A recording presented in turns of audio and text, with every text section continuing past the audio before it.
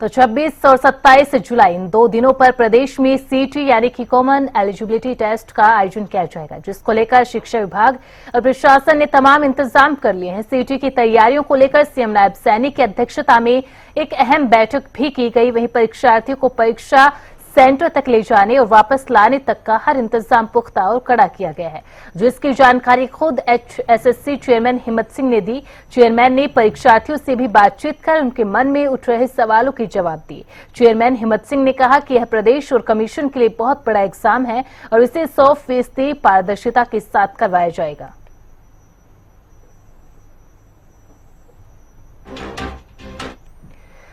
तो सीटी की परीक्षा का आयोजन 26 और 27 जुलाई को किया जाएगा, जिसको लेकर उम्मीदवारों के लिए, परीक्षार्थियों के लिए फ्री बस सेवा का इंतजाम किया गया है। साथ ही महिला परीक्षार्थी के साथ एक व्यक्ति को फ्री में यात्रा मिलेगी। तो ये अभ्यर्थियों की सुविधा के लिए फ्री बस सेवा का इंतजाम, लगभग 8000 बसों की व्यवस्था इसके मद्देनजर की गई है। और अब की बार करीब 13 लाख उम्मीदवार परीक्षा में भाग ले रहे हैं और इन्हीं परीक्षार्थियों ने ऑनलाइन रजिस्ट्रेशन कर इस फ्री बस सुविधा का लाभ उठाया। हर जिले के हिसाब से परीक्षा केंद्रों की लिस्ट भी जारी की गई है। गृह जिले के अलावा अन्य जिलों में अब की बार परीक्षा केंद्र परीक्षार्थियों को आवंटित किए गए हैं, जिसमें चंडीगढ़ जिले के उम्मीदवारों का परीक्षा केंद्र यमुनानगर में रखा गया है। तो चरखी दादरी के परीक्षार्थियों को महेंद्रगढ़ में जाना होगा और वहां पर अपनी परीक्षा देनी होगी। फरीदाबाद के उम्मीदवारों के लिए पलवल में परीक्षा केंद्र बनाए गए हैं। तो फरीदाबाद के परीक्षार्थी पलवल में परीक्षा देने जाएंगे। तो फतेहाबाद जिले के छात्र जींद और सिरसा में परीक्षा देने के लिए जाएंगे। गुरुग्राम के फरीदाबाद में परीक्षा देंगे। तो हिसार के छात्रों को भिवानी में परीक्षा देनी होगी। फतेहाबाद और जींद में इस परीक्षा का आयोजन किया जाएगा। इसके अलावा झज्जर के उम्मीदवारों को फरीदाबाद और रोहतक में परीक्षा का आयोजन किया जाएगा। परीक्षा केंद्र बनाए गए हैं। तो जींद के उम्मीदवारों के लिए कैथल, करनाल और पानीपत में परीक्षा केंद्र बनाए गए हैं। हमारे साथ हमारे विशेष संवाददाता रवि जांगड़ा भी जुड़ चुके हैं। रवि, सीटी की तैयारियों को लेकर तमाम इंतजाम कर लिए हैं और इसकी जो जानकारी थी बारीकी से HSSC चेयरमैन हिम्मत सिंह ने दी। साथ ही परीक्षार्थियों के मन में जो भी सवाल खड़े थे सीटी एग्जाम को लेकर, चाहे वो प्रवेश केंद्र पर जाने से हो या किस तरह से वो बसों की जो फ्री सुविधा दी जा रही है उसका लाभ उठा सकते हैं, ये तमाम जानकारी HSSC ने साझा की है। साथ ही SOP भी जारी की गई है परीक्षा केंद्रों पर इंतजाम को लेकर। बिल्कुल अभिषा दुरुस्त करवाया आपने। जिस तरह से और परीक्षा की जो महत्वता का अंदाजा इसी बात से लगाया जा सकता है कि जब खुद HSSC के चेयरमैन लोगों से रूबरू होते हैं, अभ्यर्थियों से रूबरू होते हैं, खुद सूबे के मुख्यमंत्री Nayab Singh Saini back to back अधिकारियों की मीटिंग ले रहे हैं। तमाम जिलाधीश, चाहे कमिश्नर्स की बात करें, डिप्टी कमिश्नर्स की बात करें, पुलिस कप्तानों की बात करें या फिर दूसरे जो मातहत अधिकारी हैं, चाहे ट्रांसपोर्ट डिपार्टमेंट के अधिकारी कर्मचारी हैं, उनसे लगातार संवाद कायम किया जा रहा है। और वजह यही है क्योंकि ये परीक्षा जो है काफी महत्वपूर्ण है। लगातार दूसरी मर्तबा ये परीक्षा आयोजित करवाई जा रही है। इससे पहले जो परीक्षा हुई थी वो दूर दराज के जिलों में आयोजित की गई थी, लेकिन इस बार के अगर हमेशा परीक्षा की बात करें तो इस बार 7 लगते जिलों में परीक्षा केंद्र बनाए गए हैं। उदाहरण के तौर पर अगर देखा जाए, भिवानी के जो परीक्षार्थी हैं, करीबन 1 लाख परीक्षार्थी अपनी किस्मत आजमाएंगे, परीक्षा देंगे। तो ऐसे परीक्षार्थियों के लिए, क्योंकि एक जिला जो है वो काफी लंबा हो जाता है, वहां पर जो है इतने परीक्षार्थी नहीं आ सकते। 5 जिलों में भिवानी के परीक्षार्थी जाएंगे, जिनमें रोहतक में सर्वाधिक जो परीक्षार्थी हैं 65,000 की तादाद में रोहतक जाएंगे। इसके अलावा 30,000 परीक्षार्थी जो है उनका परीक्षा केंद्र महेंद्रगढ़ बनाया गया है। ये भिवानी जिले के परिप्रेक्ष्य से बात की जा रही है। साथ ही साथ अगर बात करें, हिसार में भी भिवानी के परीक्षार्थी जो है परीक्षा देने के लिए जाएंगे, महेंद्रगढ़ में भी जाएंगे। साथ ही साथ चरखी दादरी, सोनीपत में भी भिवानी के परीक्षार्थी परीक्षा देने के लिए जाएंगे। यानी अगर जो सबसे ज्यादा जो परीक्षार्थी हैं इन जिलों की बात करें, उसमें भिवानी भी शुमार है।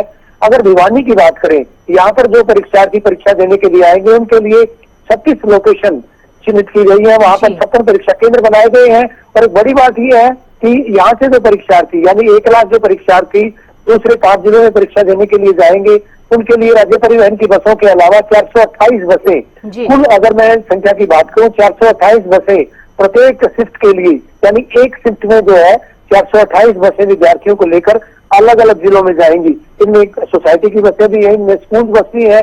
साथ ही साथ अगर बात करें राज्य परिवहन की भी करीबन 125 बसें हैं। 50 बसें रिजर्व रखी गई है। ये उन लोगों के लिए जी। जो कि जो है सफर करते हैं, आमतौर पर जो है उनको देखा जाता है यहाँ पर जो है राज्य परिवहन की बस सेवा का जो लाभ उठाते हैं। ऐसा नहीं है कि महज अभ्यर्थियों के लिए बसों की व्यवस्था की गई है। अगर अभ्यर्थियों के लिए बसें जाती हैं तो उसके बाद जो है सवारियों का क्या होगा, इसको भी ध्यान में रखा गया है। तो सवारियों के लिए भी रिजर्व बसें रखी गई है, करीबन 50 बसें अगर मैं भिवानी की बात करूं जी। उनको रखा गया है।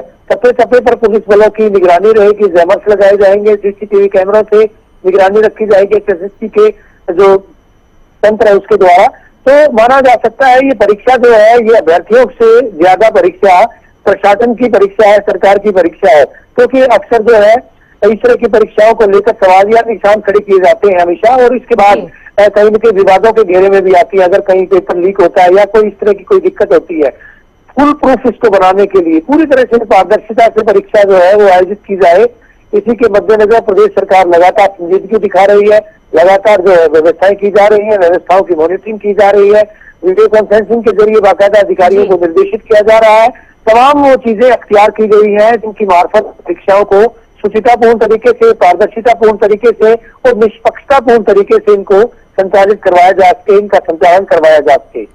बिल्कुल बिल्कुल रवि, और आपने जानकारी दी जिससे आमजन की भी एक चिंता दूर हो गई कि परीक्षार्थियों के लिए तो बसों का इंतजाम किया है, लेकिन आमजन को भी घबराने की जरूरत नहीं है, उनके लिए भी बसों को रिजर्व रखा गया है। लेकिन सीटी का एग्जाम युवाओं के लिए तो जरूरी है, लेकिन उससे ज्यादा सरकार शिक्षा विभाग के लिए भी जरूरी है। और एचएसएससी जो चेयरमैन है उन्होंने भी जिक्र किया कि ये जो एग्जाम है ये विभाग के लिए, सरकार के लिए उतना ही जरूरी है। इसलिए हमारी कोशिश है कि 100% पारदर्शिता इसमें लाई जाए, सफल आयोजन इसका किया जाए। चाहे फिर वो मुख्यमंत्री नायब सिंह सैनी ने आज जो बैठक ली, समीक्षा बैठक ली, तैयारियों को लेकर दिशा निर्देश दिए, या फिर जो अब की बार लाभार्थियों को सुविधा, परीक्षार्थियों को सुविधा दी जा रही है, चाहे वो फ्री बस सेवा हो या फिर चेयरमैन हिम्मत सिंह का परीक्षार्थियों के साथ बातचीत करना हो, उनकी हर एक समस्या का समाधान करना हो, या फिर हेल्प डेस्क सेंटर बनाना हो। अगर स्पेसिफिकली भिवानी की बात करें तो भिवानी के अंदर ऐसे कितने हेल्प डेस्क सेंटर बनाए गए हैं जहां पर परीक्षार्थियों को अगर कोई समस्या है तो वहां पर जाकर वो पूछ सकते हैं, चाहे वो परीक्षा केंद्र के बारे में पूछना हो या फिर कोई अन्य समस्या। देखिए, भिवानी जिला प्रशासन के द्वारा जो मुख्यालय है वहां पर केंद्र बनाया गया है। इसके अलावा अगर बात करें, लगातार जो है जो यहाँ पर रायपुर के नोडल अधिकारी भी नियुक्त किए गए हैं इस मामले को लेकर, पूरी तरह से परीक्षा को लेकर के, परीक्षा तंत्र किस तरह से काम करेगा, परीक्षा की शुचिता किस तरह से बरकरार रखी जाएगी, उसके मद्देनजर इस तरह की व्यवस्थाएं जरूर की गई है। सबसे बड़ी बात यह है कि यहाँ से जो परीक्षार्थी, अगर हमेशा बात की जाए, यहाँ से जो परीक्षार्थी दूसरे जिलों में जाएंगे, चाहे सोनीपत में जाएंगे, क्योंकि यहाँ से सोनीपत का रास्ता करीबन भिवानी से अगर बात करें तो 100-125 किलोमीटर पड़ता है। ऐसे में कब उनकी बस रवाना होगी, किस तरह से उनको वापस लाया जाएगा, बसों को किस तरह से मैनेज करना है, तो यात्रियों की जो अभ्यर्थी है उनकी सुविधा के लिए जो है एसपी हरियाणा न्यूज तमाम वो चीजें भी साझा करेगा। लेकिन हम अपने दर्शकों को ये भी जरूर बताना चाहेंगे कि अगर भिवानी से कोई अभ्यर्थी दूसरे जिले में परीक्षा देने के लिए जाता है, रोहतक जाता है, सोनीपत जाता है, या फिर हिसार जाता है, महेंद्रगढ़ या करखी दादरी जाता है, तो बसें 5 बजे से उनकी रवानगी यहाँ से होगी। यानी 428 बसें वो हर पारी के लिए चलेंगी। हर पाली में 428 बसें इन अभ्यर्थियों को उनकी सुविधा के अनुसार लेकर जाएंगी। वही 428 बसें इन अभ्यर्थियों को छोड़ने के बाद वापिस भिवानी आएंगे, वापिस दूसरी पाली के लिए वो बसें जो है वो जाएंगी, इन अभ्यर्थियों को छोड़ेंगी। इन अभ्यर्थियों को छोड़ने के बाद तीसरा चक्कर इन बसों का लगेगा। ये दोबारा से जो है ये बसें उन गंतव्य तक जाएंगी जहां इन बच्चों को छोड़कर आई थी, जिन अभ्यर्थियों को छोड़ करके आई थी। यानी ये सुविधा के लिए बात है कि जो अभ्यर्थी जो सुबह छोड़े गए थे उनको छोड़ने के बाद दोबारा से बसें आएंगी भिवानी बस अड्डे पर, और उसके बाद दूसरी पाली के लिए विद्यार्थियों को लेकर जाएंगी। उसके बाद पहली पाली के लिए जो विद्यार्थी गए थे, जिनकी परीक्षा का अवसान होगा, उनको वापस लेकर आएंगी। एक चक्कर और लगेगा, यानी चौथे चक्कर में वो दोबारा से जो अभ्यर्थी गए थे दूसरी पाली के लिए उनको लेकर आएंगी। ऐसे में कतई विद्यार्थियों को, अभ्यर्थियों को घबराने की आवश्यकता नहीं है। जिन्होंने रजिस्ट्रेशन करवाया, पंजीकरण करवाया, जो बसें आएंगी जाएंगी, वो तमाम उन अभ्यर्थियों को लेकर जाएंगी। सुविधाजनक उनकी यात्रा हो और सही समय पर परीक्षा केंद्रों पर वो पहुंचे। ये तमाम चीजें राज्य परिवहन के द्वारा भी सुनिश्चित की जा रही है। छुट्टियां रद्द की गई है, चाहे शिक्षा महकमे के अधिकारी कर्मचारियों की बात करें या फिर इससे जुड़े हुए जो दूसरे विभाग हैं जो सीईटी परीक्षा में अहम भूमिका निभाएंगे, चाहे परिवहन महकमे की बात करें, यहाँ तक कि जो है कैजुअल लीव या अर्न्ड लीव वो तमाम कैंसिल की गई है। जितने भी कर्मचारी अधिकारी हैं उनको मुख्यालय पर रहना सुनिश्चित किया जाएगा। अपने जहाँ पर उनकी ड्यूटी है वहाँ पर उनका रहना सुनिश्चित किया जाएगा। तो ऐसे में राज्य सरकार की गंभीरता इस बात से यहाँ पर देखी जा सकती है कि जो परीक्षा हुई, एक अहम बात अमित शाह और साझा करना चाहूंगा यहाँ पर, 26 और 27 तारीख को हरियाणा में एस्टेट की परीक्षा वो प्रस्तावित थी, तमाम चीजें पूरी कर दी गई थी। 4 लाख के करीब उन अभ्यर्थियों को, भावी अध्यापकों को परीक्षा देनी थी। लेकिन जब सीईटी की घोषणा की गई, कॉमन एलिजिबिलिटी टेस्ट की घोषणा की गई थी, तो उसके बाद उस परीक्षा को भी स्थगित किया गया। उस परीक्षा को भी आगे के लिए जो आगे 3 दिन बढ़ाए गए थे, यानी 26-27 को जो परीक्षा होनी थी एस्टेट की हरियाणा अध्यापक पात्रता परीक्षा, उसको आगे सरकाया गया था। बिल्कुल रवि, इस परीक्षा के सफल आयोजन को लेकर हर एक विभाग अपने स्तर पर तमाम कोशिशें कर रहे हैं। बहुत बहुत शुक्रिया रवि तमाम जानकारी के लिए।